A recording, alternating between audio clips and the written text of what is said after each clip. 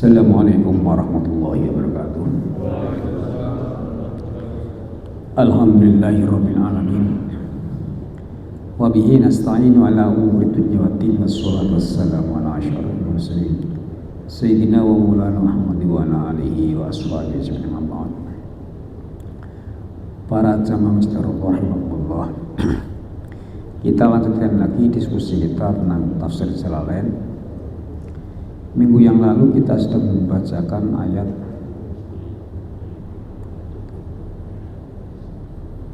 mana ya, saya lupa. Wa mal yarghabu am millati Ibrahima illa man safiya nafsah. Jadi ayat sebelumnya menjelaskan tentang bagaimana doa Nabi Ibrahim agar supaya anak cucunya itu menjadi para nabi. Dan sudah terbukti kan banyak dari anak cucu Nabi Ibrahim menjadi nabi, dan berurutan mulai Nabi Ismail, kemudian adiknya namanya Nabi Ishak, terus sampai Nabi Isa itu kan, Nabi Ismail nanti yang ribuan tahun melahirkan sampai ke Nabi Muhammad. Kita lanjutkan lagi ayat lain.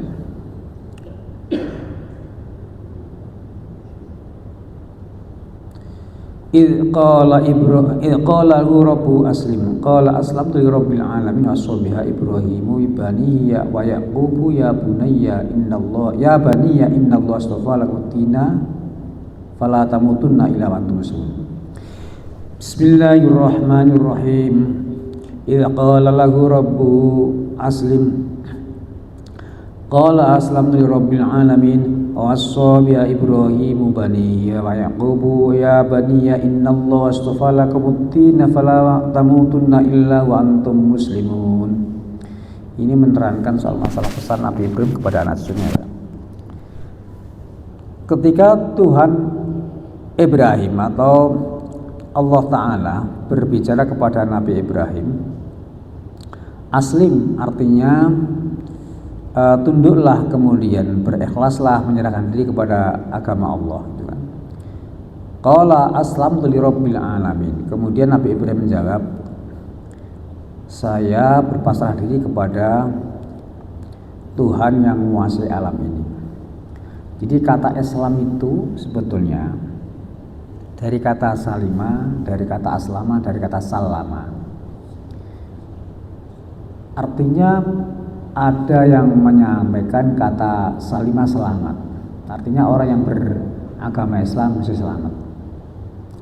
Ada yang mengartikan kata aslam artinya berserah diri pada Allah, berserah diri kepada syariat dan aturan Allah. Kemudian ada yang mengatakan kata-kata salama, menyelamatkan orang lain. Jadi orang lain yang kita ajak menjadi muslim, dia akan selamat dunia akhirat, kan begitu.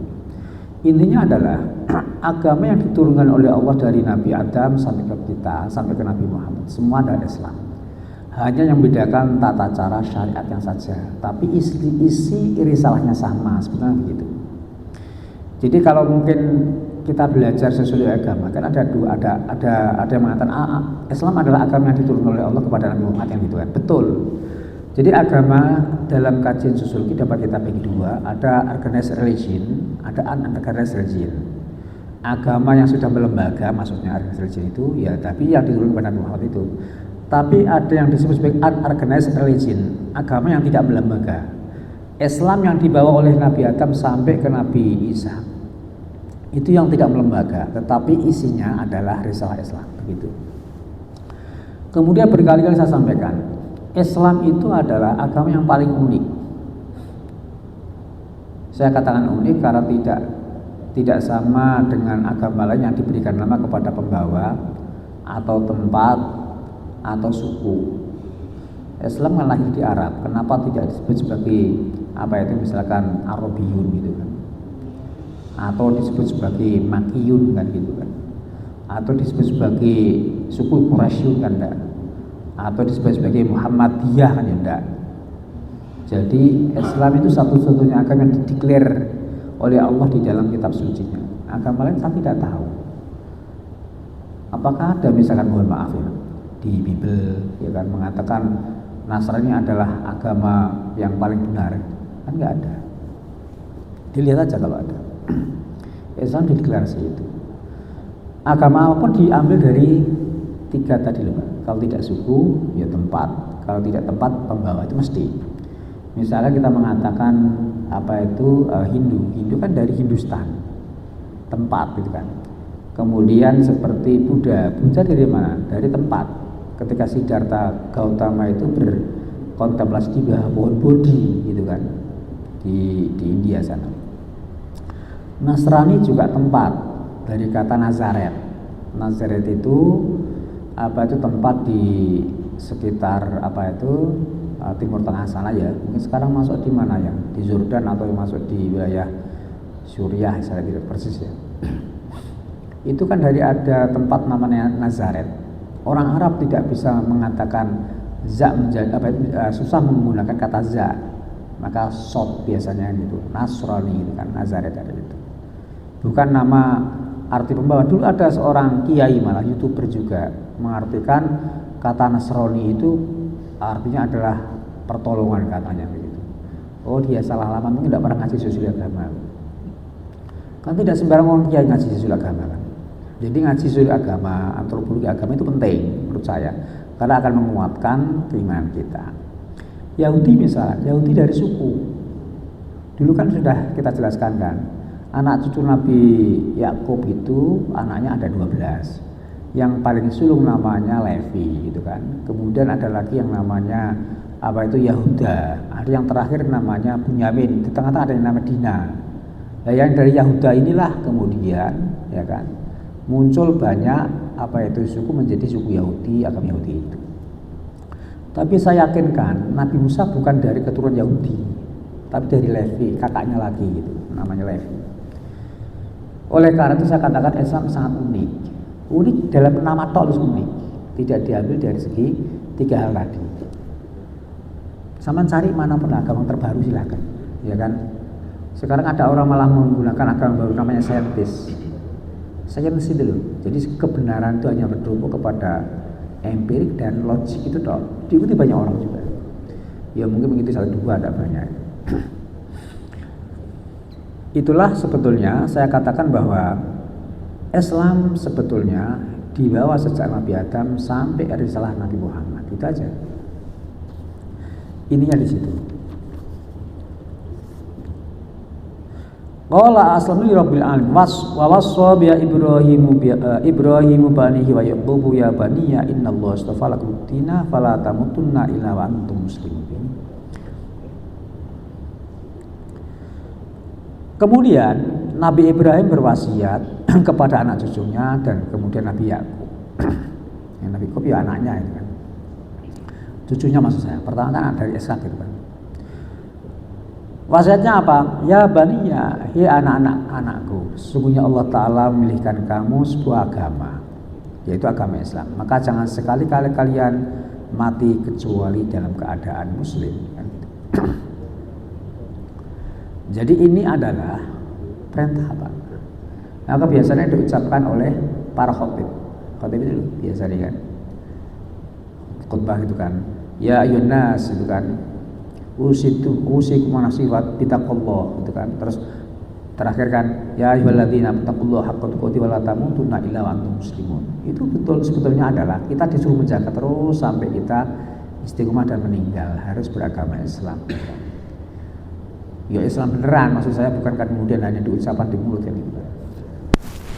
Maka sering dibaca oleh para khotib. Tapi intinya khutbah itu kan sebetulnya kan gitu Pak. Wasiat takwa ini di situ. Andai kan tidak membaca ya ayyuhalladzina taqullaha haqqa tuqatih wa la tamutunna illa wa antum muslimun ya apa, ya kan. Tetapi itu ayat biasanya kan para khotib itu kan harus membaca Al-Qur'an. Ya salah satunya ngiras-ngirus kan. Apa ngiras-ngirus itu ya?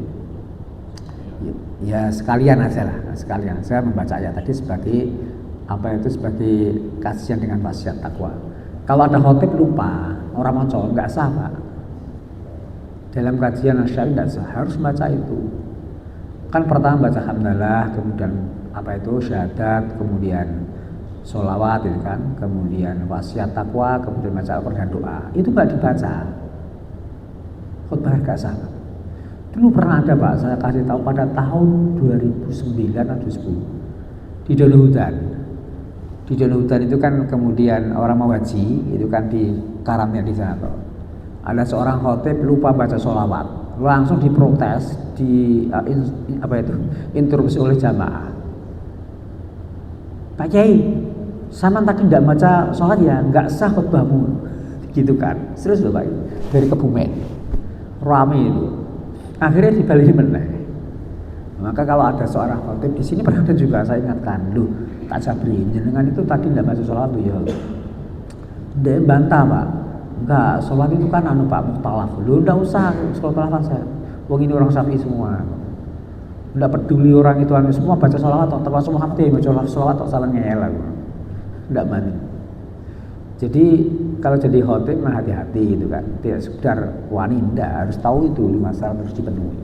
Nah biasanya rangkaian baca wasiat takwa itu dihubungkan dengan wa afala tamutunna illa wa antum muslimun. Jangan sekali-kali kalian mati kecuali dalam keadaan muslim ataupun berserah diri kepada Allah. Intinya di situ. Selesai tag ini kemudian ada hal lain beda dengan asbab nuzulnya. Walama qala al-yahudu lin nabi alasta ta'lamu anna yaqub yauma mata awsobani bil yahudiyah nazala. Ya. Ayat selanjutnya ini Allah Ta'ala memberikan respon lewat wahyunya ketika orang-orang Yahudi menyampaikan kepada Nabi, loh apakah kamu nggak tahu bahwa Nabi Yakub ketika mau meninggal berwasiat kepada anak cucunya supaya beragama Yahudi. Terus dibantah oleh Allah dengan ayat ini, am kuntum syuhada'a idh hadara yaqubal mautu idh qala li banihi ma ta'buduna min ba'di qalu na'budu ilahaka wa ilaha abaika Ibrahim wa Ismaila wa Ishaq ilaha wahida wa nahnu lahu muslimun. Nah kemudian Allah membantah lewat wahyu yang disampaikan kepada Nabi Muhammad. Am kuntum syuhada'a idh hadara yaqubal maut. Apa tahu sampean pernah melihat ketika Nabi Yakub meninggal kemudian wasiat kepada anak cucu seperti itu kan? Ketika Nabi Yakub meninggal kemudian wasiat kepada anak cucunya, Nabi Yakub menyampaikan begini, ma ta'buduna min ba'di. Apa yang kalian sembah setelah saya tiada. Tapi kalau kita kan tidak gitu kan. Kita sudah tua, mau meninggal, itu selalu berpikir ini, anak saya nanti kerja apa, gitu ya. Tapi tidak salah sebetulnya sih, karena di dalam Islam kan begini, kita tidak boleh meninggalkan anak-anak kita dalam keadaan duafa. Duafa itu macam-macam tuh Pak ya. Duafa itu apa sih? Lemah kan. Bisa lemah pendidikan, lemah ekonomi, lemah psikologi, lemah sosiologi dan lain sebagainya. Oleh karena itu memang ya tidak salah. Tetapi kalau kita kemudian serta-merta hanya memikirkan anak, hanya memberikan harta saja, kan tidak cukup. Supaya anak itu kemudian menyembah Allah, tentunya apa? Ya kita didik yang benar gitu kan. Tapi memang tidak mudah mendidik anak itu, apalagi saat sekarang ini zaman gadget. Apa yang kita sampaikan itu dulu lepas karena dia pegang HP terus. Kalau kita itu kan orang imigrasi itu Pak. Begitu lahir udah gadget, ya kan? Ada TV hitam putih ya tahun 70-an, 78 gitu kan. Kemudian warna yang dikasih kaca depan ini 90-an itu kan kira-kira. Terus ada TV warna tahun berapa ya? TV warna tahun 90-an ya Pak, 90-an. Internet itu ya kira-kira 95, 94 rame. WA booming pada kemarin. Lah anak-anak yang lahir sekarang ini kan bukan anak imigrasi. Begitu lahir kenal gadget, isinya gadget terus Pak, ngomongnya kasar-kasar. Apalagi itu kalau sudah lihat game tuh Roadblock itu kadang ngomongnya saru-saru gitu. Serius Pak, saya saru kadang game-game itu ngomongnya anjir. Aku udah bisa mengerti loh, anak saya kok bisa ngomong dari mana? Ini dari itu, ngomong karo kancane gitu. Tak bilangin lo ini dari mana kamu? Siapa yang ngajarin? Kakak lo, kakak gimana? Enggak. Ya dari itu dari game-game. Dan salah satu sekarang ada kelompok-kelompok ekstrem juga sama. Dia kamuflase sekarang menggunakan game si kekerasan. Kasus di Medan kemarin ada anak membunuh orang tuanya. Kelas 6 SD itu loh, ibunya dibunuh, perempuan. Gara-gara apa? Gara-gara HP-nya diambil oleh orang tuanya, dia kan sudah apa ya, kerasukan, addicted itu kan. Akhirnya marah. Nah, begitu marah ibunya dibunuh pakai pisau. Gara-gara apa ya, nonton itu roadblock yang kasar-kasar itu. Itu kan masalah. Saat keselnya lebih didik di kelas, tetapi kalau selama pemerintah tidak kemudian melakukan seperti model Cina, ya tetap sama. Cina itu meskipun agak apa ya, kita ambil sebagai agak komunis, mungkin agak ateis itu kan, tapi dalam satu hal ini ketat dia itu. Tidak ada anak-anak kecil pegang HP saya ini, tidak ada. Hanya kita aja. Kita itu dulu itu kan nomor 4 Pak. Orang-orang gandrung dengan yang namanya gadget. Sekarang naik posisinya, terus mungkin bisa melebihi yang lain. Nomor 2, nanti lebih Brazil sama Amerika kali ini. Ya itulah pengaruhnya, Masya Allah. Tidak bisa. Maka kadang-kadang kan orang mengatakan gadget itu apa ya? Setan gepeng. Kebetulan uangnya gak karuan. Maka saya setuju kalau sekolah-sekolah itu anak gak usah bawa HP. Muarif pengaruh gak karu-karuan. Kecuali pemerintah ketat ya, gak bisa diakses itu. Seperti Starlink kesedihan hari ini itu kan ramai gak karu-karuan. Baik, kembali ke sini Pak. Jadi ketika Nabi Yakub mau meninggal, itu kan menyampaikan kepada anak cucunya, ma ta'buduna min ba'di, apa yang kau sembah setelah saya. Bukan ma ta'kuluna min ba'di, kan gitu kata Zaid bin Zaid kan. Bukan apa yang kau makan setelah saya mati, enggak. Tetapi ma ta'buduna, apa yang kau sembah. Itu artinya apa? Mengajarkan agama, mengajarkan tauhid kepada Allah itu sangat penting sejak dini. Dan itu memang tidak mudah tantangannya karena ada gadget tadi. Zaman dulu ketika masih kecil kan gampang, orang tua misalkan sudah tidak senang gitu kan, anak sudah takut. Sekarang enggak, dia senang main di HP gitu. Kadang dipanggil-panggil sampai 3 kali 4 kali nggak noleh-noleh. Itulah tantangan kita yang sangat besar Pak. Qalu na'budu ilahaka wa ilaha abaika Ibrahim wa Ismail wa Ishaq.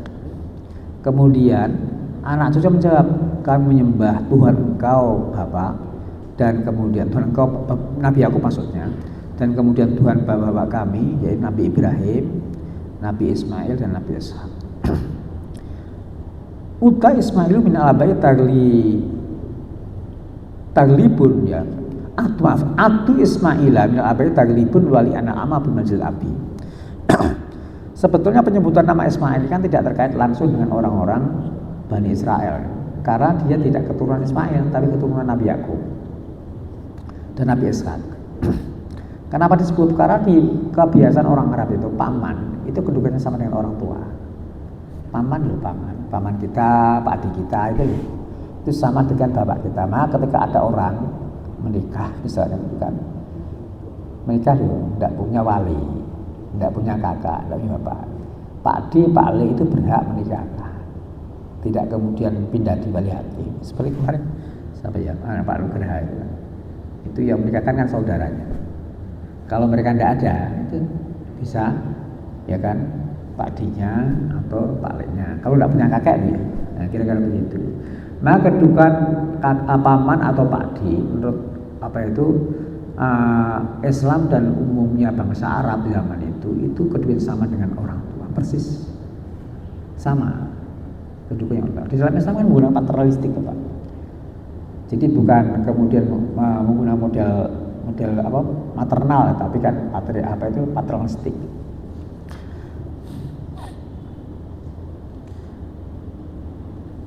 Jadi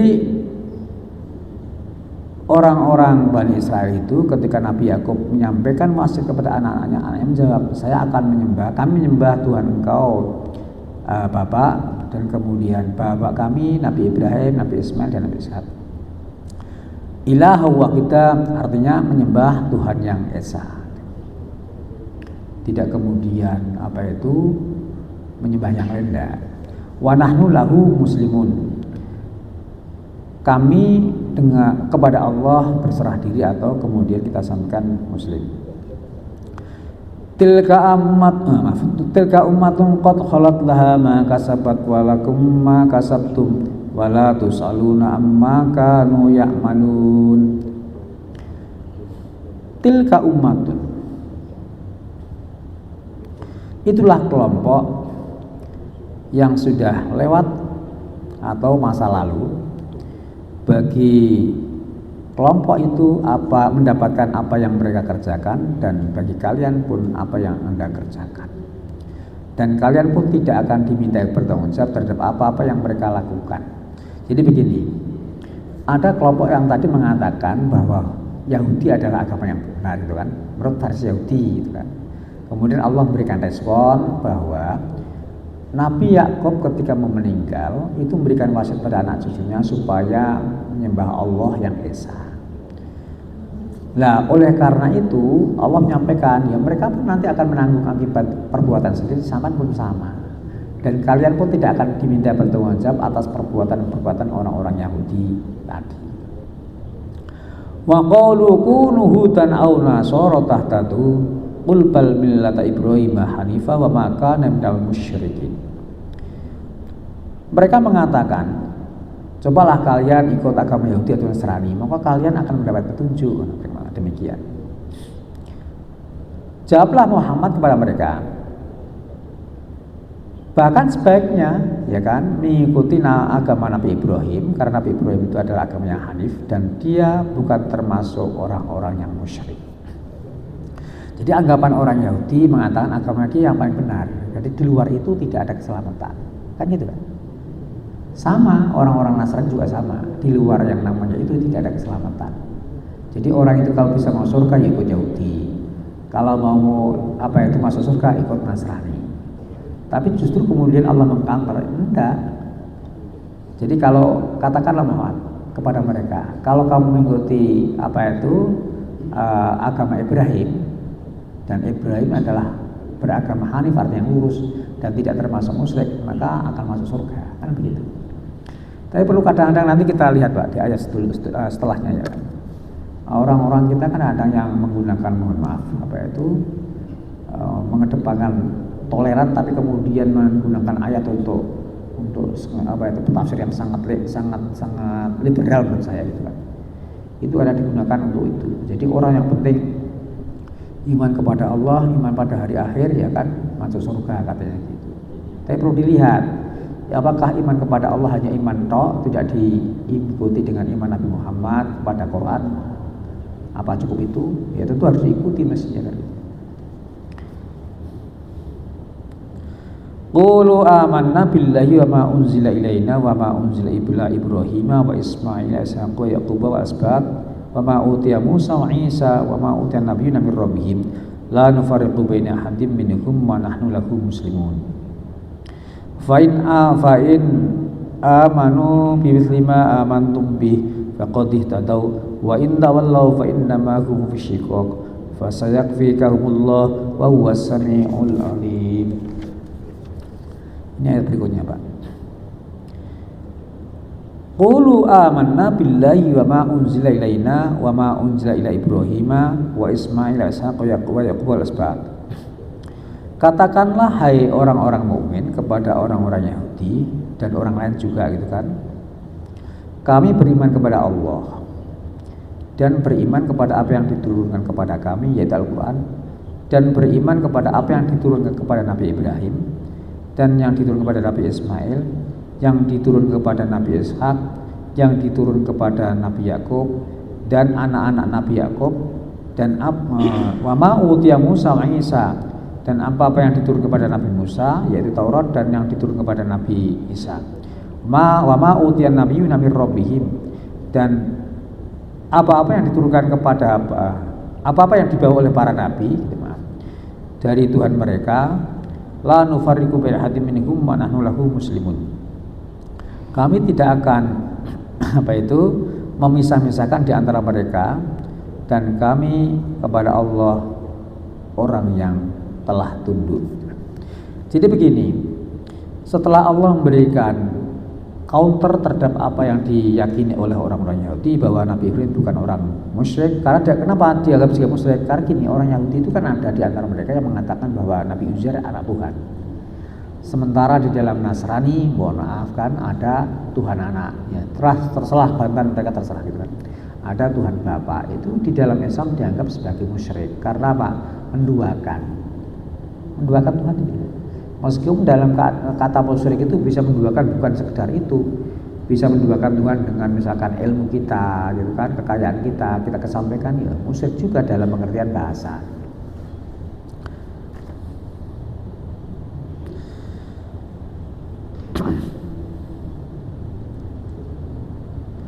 Kemudian kita diminta juga la nufariqu baina ahadin minhum. Kami tidak membeda-bedakan di antara mereka, baik Nabi Isa, Nabi Musa, Nabi Ibrahim, Nabi Yakub, kemudian Nabi Musa gitu kan. Sedangkan kami kepada Allah orang-orang yang berserah diri. Jadi kalau kita mengatakan iman kepada Allah, ya tidak boleh kemudian mengimani salah satu nabi kemudian yang lain tidak. Semuanya satu paket. Kan ada ayat yang sering digunakan teman-teman, mohon maaf, yang agak pendukung pluralisme itu. Saya lupa ayatnya. Juz 1 juga. Ayatnya apa ya? Yang mengatakan begini, pokok yang beriman, iman kepada Allah, kemudian pada hari akhir, ya kan? Innal ladzina amanu wal ladzina hadu wan nasara man amana billahi wal yaumil akhir wa amila sholihin fala khaufun 'alaihim wa lahum yahzanun, gitu kan. Artinya gini, orang-orang yang beriman, orang-orang yang Yahudi dan Nasrani gitu kan, yaitu orang-orang yang beriman pada Allah dan hari akhir dan beramal soleh, maka ia tidak akan pernah rasa takut dan sedih di akhirat nanti, kan begitu. Itu anggap aja penting iman kepada Allah, entah Yahudi, entah Nasrani, entah apa, ya iman kepada Allah, maka nanti di akhirat dapatkan surga. Masa kan digunakan ayat itu. Tapi lupa ayat di sini. Ini kan jelas, Pak. Ayat selanjutnya, fa'in amanu bimithli ma amantum bihi faqad ihtadaw wa in tawallaw fa innama hum fi shiqaq fasayakfikahumullahu was-sami'ul alim. Nah gini, fa'in amanu, maka apabila orang-orang Yahudi dan Nasrani bimithli ma amantum, seperti apa yang kau imani, maka mereka akan mendapatkan petunjuk. Kan begitu.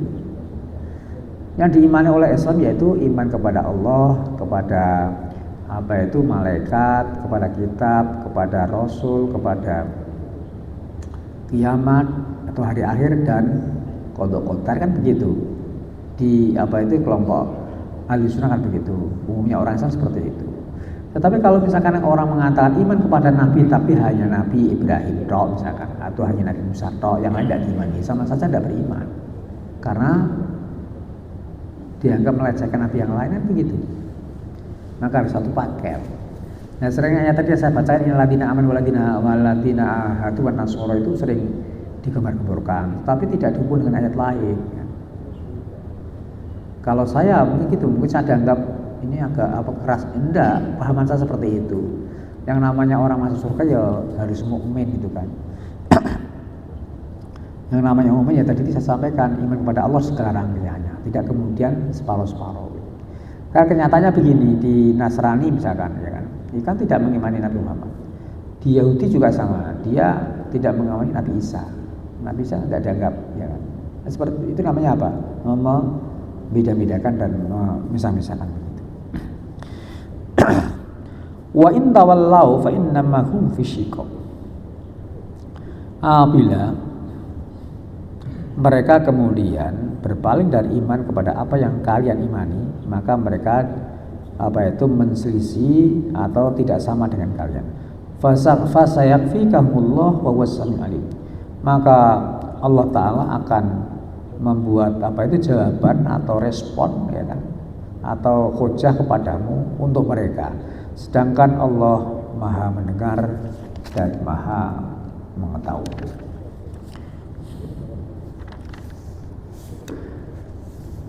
Nah, Allah Maha mengetahui diantaranya adalah ketika orang-orang Yahudi Bani Quraidah, kemudian Bani Mustalik, Bani Nadir, gitu kan, kemudian mewajibkan orang-orang lain memberikan semacam pajak kepala, gitu kan.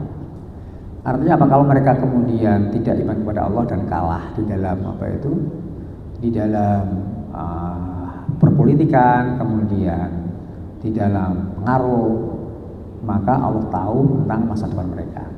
Maksudnya begini, ketika di Madinah itu kan orang-orang Yahudi itu awalnya bersama-sama dengan Nabi untuk negara kota Madinah. Tapi suatu kali mereka membokong, pura-pura di depan kan, tetapi di belakang membokong. Di antara saya berikan contoh ketika ada perang Khandaq. Perang Khandaq itu termasuk perang besar orang Arab. Karena sebelumnya orang Arab tidak pernah perang itu membawa ribuan tentara, tidak pernah. Paling ya 100-200 itu aja. Perang Uhud yang dianggap besar karena orang-orang Quraisy membawa 3.000 itu masih kalah. Perang Khandaq itu orang-orang Quraisy membawa tentara hampir 10.000 lebih. Sementara Madinah itu kan dikepung sedikit Pak. Semuanya kan paling banyak wanita sama anak-anak. Tidak ada 3.000 mungkin yang laki-laki. Itu kemudian ketika dikepung berhari-hari sampai kemudian bekal orang-orang Quraisy itu kalah, gitu kan? Karena badi pasir itu kan kalah perang.